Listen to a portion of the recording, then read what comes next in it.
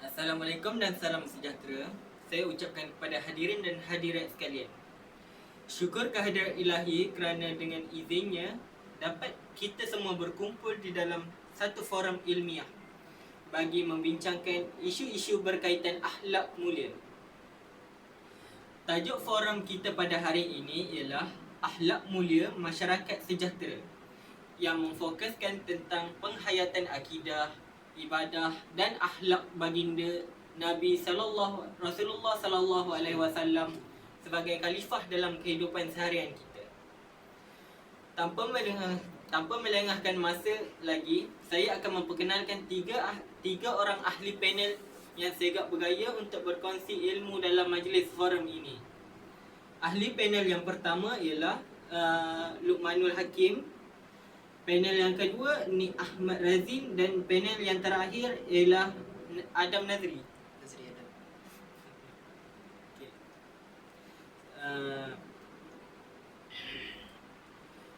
Terima kasih kepada ketiga-tiga panel kita pada hari ini kerana sudi meluangkan masa bersama kita pada hari ini. Sebagai pembuka forum kita pada hari ini, pertama sekali saya ingin bertanyakan soalan kepada panel pertama kita iaitu Luqmanul. Bolehkah kamu terangkan apakah maksud akidah dan perkara-perkara yang boleh merosakkan akidah anak-anak muda pada hari ini? Baiklah, terima kasih kepada moderator saudara Afif ke atas soalan yang diajukan tadi. Assalamualaikum dan salam sejahtera saya ucapkan kepada para hadirin dan hadirat sekalian. Terima kasih kerana meluangkan masa untuk hadir ke forum kita pada hari ini. Jadi berbalik kepada soalan tadi, Ibnu Manzur dan Lisan Al-Arab menjelaskan bahawa akidah bermaksud pegangan, menguasai, perjanjian dan menambat, iaitu sesuatu yang telah tersimpul atau terikat serta turut membawa makna sesuatu yang telah teguh dan telah mantap. Manakala dari segi sudut istilah, hal ini disebut kepada sesuatu yang pasti, iaitu perkara yang benar dan bukannya yang batin. Selain itu, pengertian akidah dalam Al-Quran adalah keimanan kepada Allah SWT, yakni mengakui kewujudannya. Dari segi bahasa, perkataan akidah dalam penggunaan bahasa Melayu bermaksud kepercayaan dan keyakinan menurut Kamus Dewan 1991. Dan dari segi bahasa Arab berasal daripada perkataan aqadah yang bermaksud ikatan kemas atau simpulan mati. Baiklah, dan seterusnya akidah pada zaman Rasulullah. Masa Rasulullah SAW merupakan tempoh pembinaan akidah dan peraturan-peraturan dengan prinsip kesatuan umat dan kedaulatan Islam. Rasulullah menjadi tempat rujukan pada masa tersebut. Firman Allah dalam surah An-Nisa ayat 80. May yuti'ir rasul faqad ata'a Allah wa man tawalla fama arsalna ka alaihim hafiza. Maksudnya, barang sesiapa umat Islam barang sesiapa mentaati Rasul Muhammad, maka sesungguhnya dia telah mentaati Allah. Dan barang sesiapa yang berpaling dari ketaatan itu, maka ketahuilah kami tidak mengutusmu Muhammad untuk menjadi pemelihara mereka. Dan para sahabat pada zaman Rasulullah menerima terus segala ajaran yang dibawa oleh Rasulullah tanpa banyak persoalan, dan sekiranya ada persoalan yang tidak difahami, mereka akan terus menemui Rasulullah dan meminta penjelasan. Antara lainnya juga, Rasulullah sendiri pun sememangnya menjelaskan segala perkara yang menimbulkan kemusykilan dan kekeliruan di kalangan para sahabat.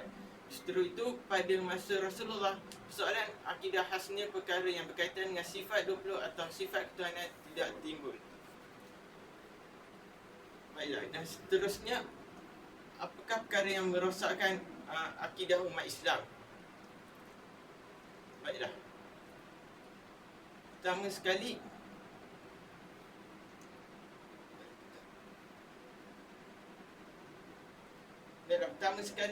perkara yang boleh merosakkan akidah umat Islam adalah syirik. Syirik dibagikan kepada dua, iaitu syirik khafi, tersembunyi, dan syirik jali, terang dan nyata. Syirik jali ialah syirik yang terang, nyata dan besar yang boleh menyebabkan seseorang itu dianggap jauh ke tahap kufur. Syirik ini juga boleh berlaku melalui salah satu daripada 3 keadaan, iaitu menerusi iktikad seperti meragui atau menafikan kewujudan Allah.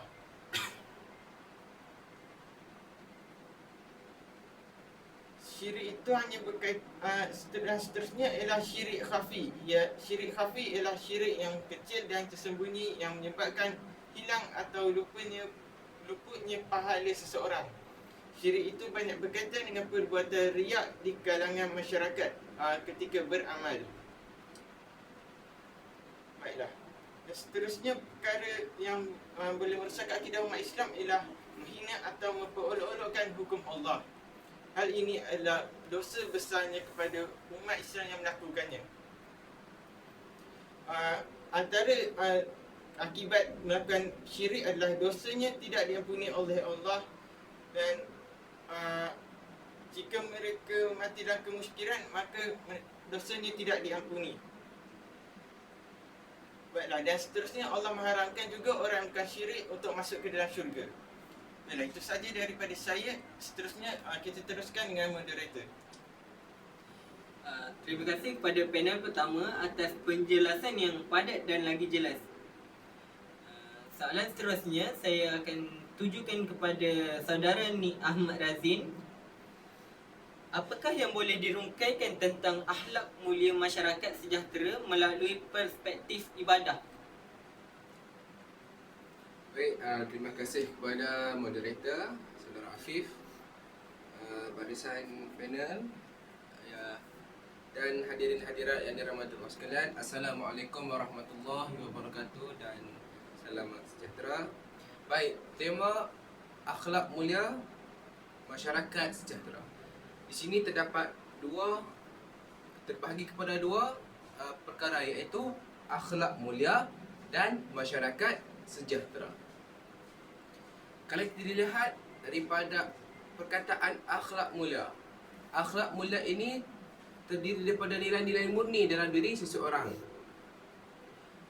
Akhlak ini kita dapat lihat pada diri seorang insan yang bernama Muhammad. Nabi Muhammad SAW merupakan contoh yang terbaik kepada kita yang mempunyai akhlak yang mulia. Bagaimana kita tahu, Nabi Muhammad merupakan utusan Allah yang mempunyai sifat-sifat terpuji seperti siddiq, amanah, tabligh dan fatanah. Sifat-sifat ini merupakan nilai-nilai murni yang dimiliki dan merupakan sifat wajib kepada seseorang Rasul. Baiklah, biarpun Nabi Muhammad sebagai seorang Nabi, sebagai seorang khalifah, sebagai seorang suami, sebagai seorang ketua keluarga, tapi Nabi Muhammad dapat mengaplikasikan sifat nilai-nilai murni dalam kehidupan baginda. Baik, daripada sudut yang kedua pula adalah masyarakat sejahtera. Masyarakat sejahtera ini dapat dibina dan ianya penting kerana ia dapat menjadikan kehidupan dalam masyarakat itu aman dan sentosa. Kenapa kehidupan aman dan sentosa penting? Kerana kehidupan ini dapat agar umat Islam dapat dibentuk dan dibangunkan untuk mengekalkan kelestarian umat Islam di muka bumi Allah ini. Dan justru kita akan bincangkan bagaimana untuk melahirkan masyarakat yang sejahtera. Baiklah, yang pertama adalah bagi melahirkan masyarakat yang sejahtera melalui solat. Kerana Nabi Muhammad melalui solat. Kerana solat ini merupakan salah satu daripada rukun Islam yang perlu seseorang mukmin itu lakukan. Seperti mana dalam surah Al-Ankabut Allah berfirman, Inna salata tanha 'anil fahsya'i wal munkar, iaitu yang bermaksud dirikanlah solat dengan tekun, sesungguhnya solat itu mencegah daripada perbuatan keji dan mungkar. Baik, perbuatan keji ialah perbuatan yang buruk, yang hina di mata masyarakat dan di mata Allah.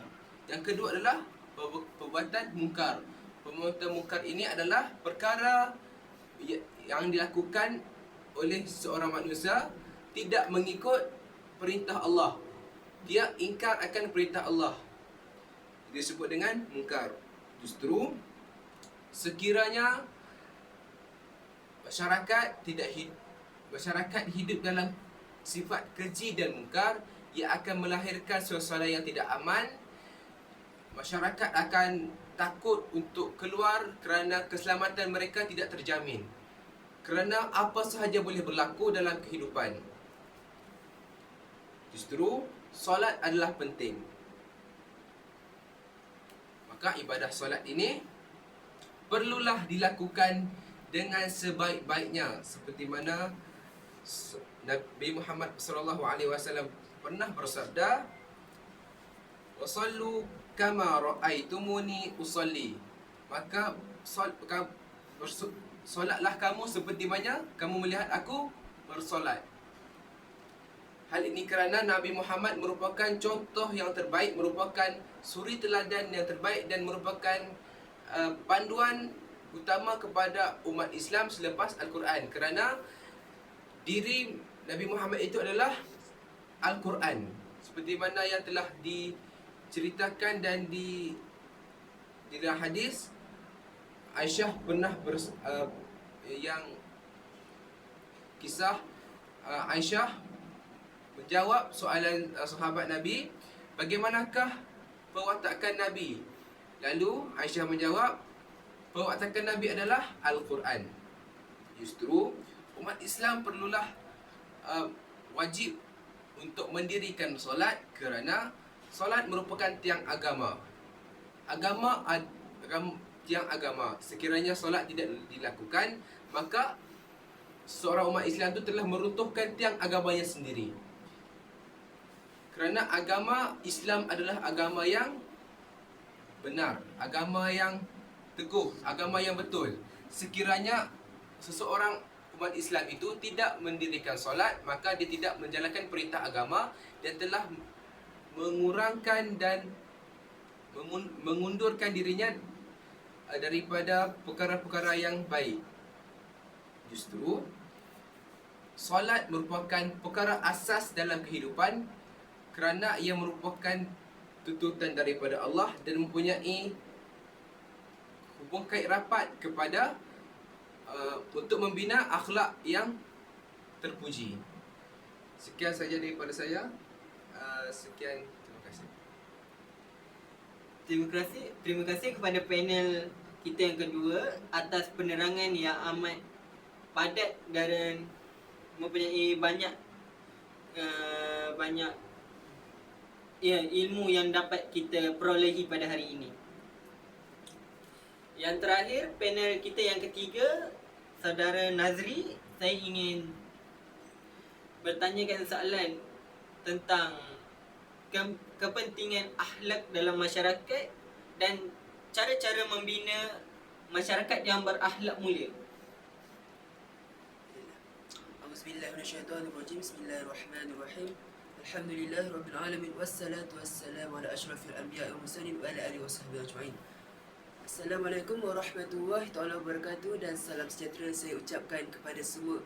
Pertama sekali saya ingin panjatkan rasa syukur kehadirat Ilahi kerana mengurniakan kesihatan kepada saya untuk bersama-sama membincangkan bersama-sama di dalam majlis ilmu pada hari ini. Juga saya ingin ucapkan terima kasih kepada Tuan Moderator Muhammad Afiq Jazimin. Baiklah, soalan tadi berkaitan dengan bagaimana akhlak dibina di dalam sesebuah masyarakat. Cara membina masyarakat yang berakhlak mulia, baiklah.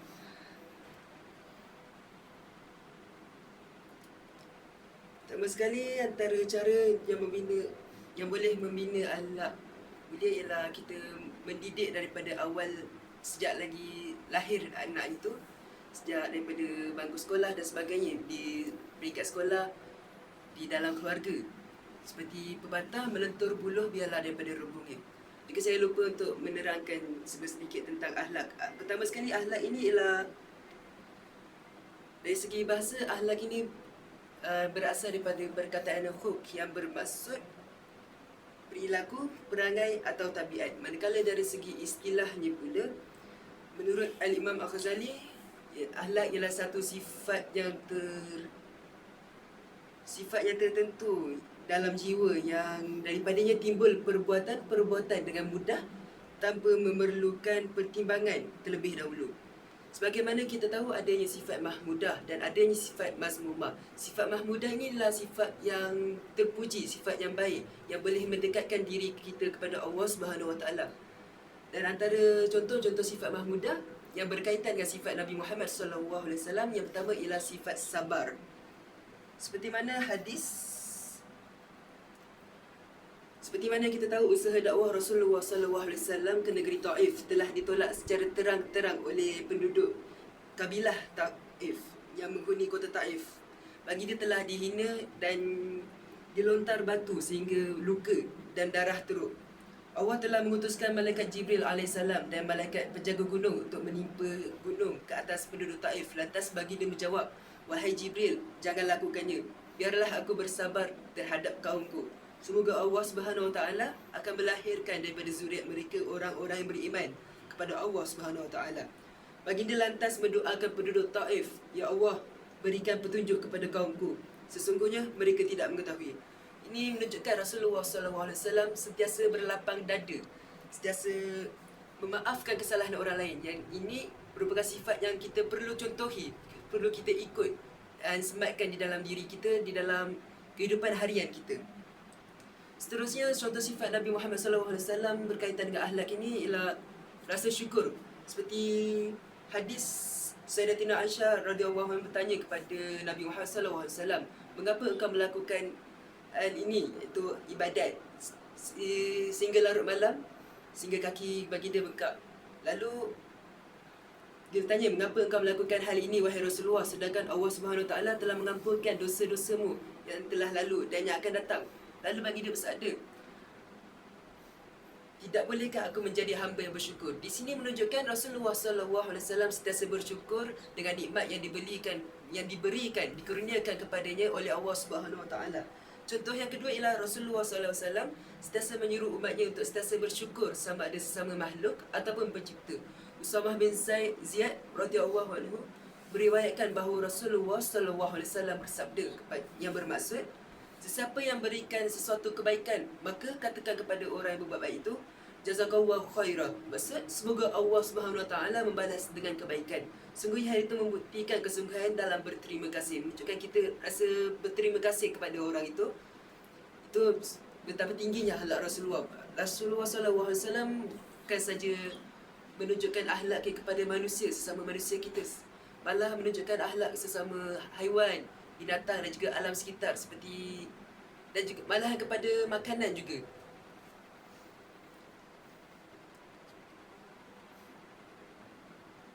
Berbalik kepada soalan yang tadi berkaitan dengan kepentingan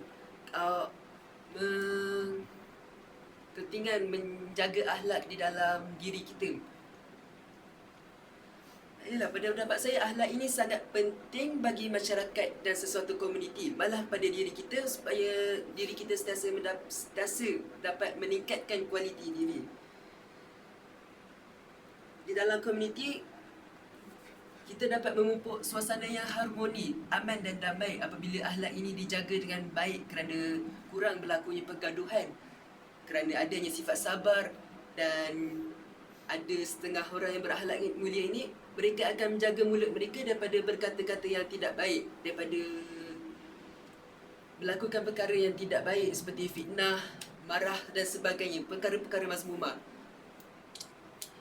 Baiklah, saya rasa itu saja penerangan saya. Saya serahkan kembali kepada Tuan Moderator Muhammad Afif Jasmine.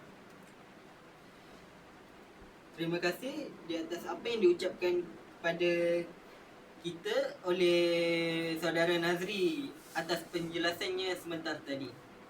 Soalan terakhir sebelum saya menutup forum kita pada hari ini, saya ingin mendengar daripada ketiga-tiga panel kita, menurut pandangan kamu semua, apakah yang dapat dirumuskan tentang masyarakat pada hari ini, terutamanya golongan-golongan muda yang mengabaikan akhlak mulia dalam kehidupan harian mereka?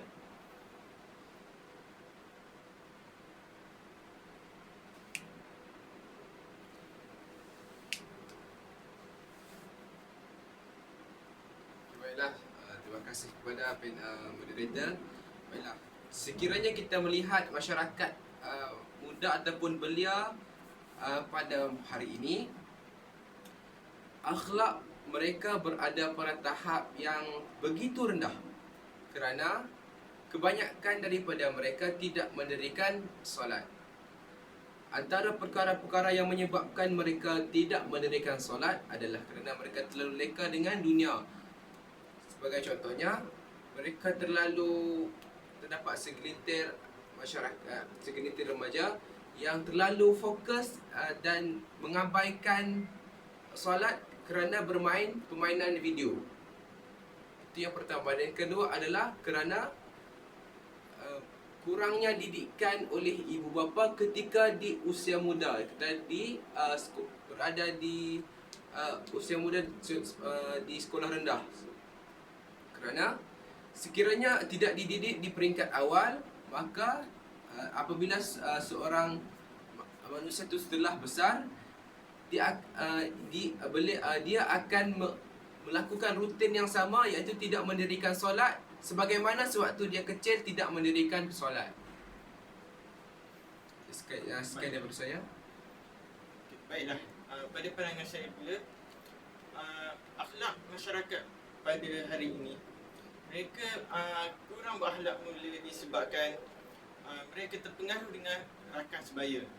Sebagai contoh, apabila rakan mereka melakukan perkara yang kurang ajar terhadap orang lain, terutamanya kepada orang tua, mereka ini menganggap perkara tersebut perkara yang agak hebat ataupun perkara yang agak gempak pada pandangan mereka.